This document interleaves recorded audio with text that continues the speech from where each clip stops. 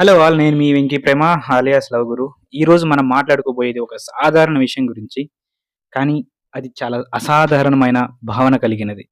అదే మన మధ్య తరగతి ప్రేమ. మధ్య తరగతి ఇంట్లో పుట్టిన పిల్లలకు కలలు కనడం మొదటి పాఠం కాదు. బాధ్యతలు అర్థం చేసుకోవడమే మొదటి పాఠం అవుతుంది. ఇక్కడ ప్రేమ కూడా పూలతో మొదలవదు. పట్టుదలతో మొదలవుతుంది.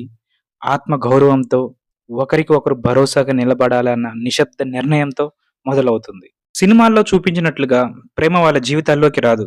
ఒక చిన్న మెసేజ్‌గా, తిన్నావా అనే ఆరాటంగా, ఒక కాల్ కోసం ఎదురు చూపుగా, ఒక రిప్లై కోసం గడిపే నిశ్శబ్ద రాత్రిగా. మధ్య తరగతి ప్రేమలో 'ఐ లవ్ యూ' కన్నా జాగ్రత్తగా వెళ్ళు అనే మాటలోనే ఎక్కువ ప్రేమ కనబడుతుంది. ఎందుకంటే ప్రేమ చూపించేది మాటల్లో కాదు. భయం, ఏమవుతుందో అన్న ఆందోళన ఈటిల్లోనే ఎక్కువ ప్రేమ కనపడుతుంది. ఇక్కడ మన ప్రేమ చేతులు పట్టుకొని తిరగడం కాదు. ఒకరి అలసటను ఇంకొకరు అర్థం చేసుకోవడం, ఒకరి మౌనాన్ని ఇంకొకరు వినగలగడం, ఒకరి కలను ఇంకొకరు తమ కలగా మార్చుకోవడం. జీవితం వాళ్ళకొక గణితం లాంటిది. జీతంలో నుంచి ఖర్చులు తీసేస్తే మిగిలేది ఆశ మాత్రమే. ఆ ఆశలోనే ప్రేమ బతుకుతుంది. ఆ మిగిలిన చిన్న మొత్తంలోనే పెద్ద కలలు పుడతాయి.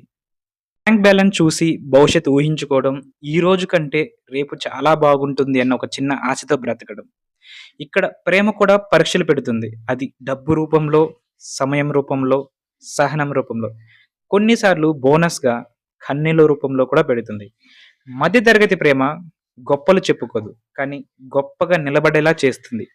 అది పెద్ద వాగ్దానాలు చేయదు. కానీ జీవితాంతం నిలబడే హామీ అయితే ఇస్తుంది. ఇకపోతే పెళ్లి అనేది భారీ ఫంక్షన్ కాదు. కానీ పెద్ద ప్రమాణం. అది సుఖంలో కాదు, కష్టంలో వదలను అనే మాటే అక్కడ మంగళసూత్రం. మధ్య తరగతి ప్రేమ ఒక నిశ్శబ్ద విప్లవం. అది సోషల్ మీడియాలో ట్రెండ్ అవ్వదు. కానీ జీవితాంతం నిలుస్తుంది.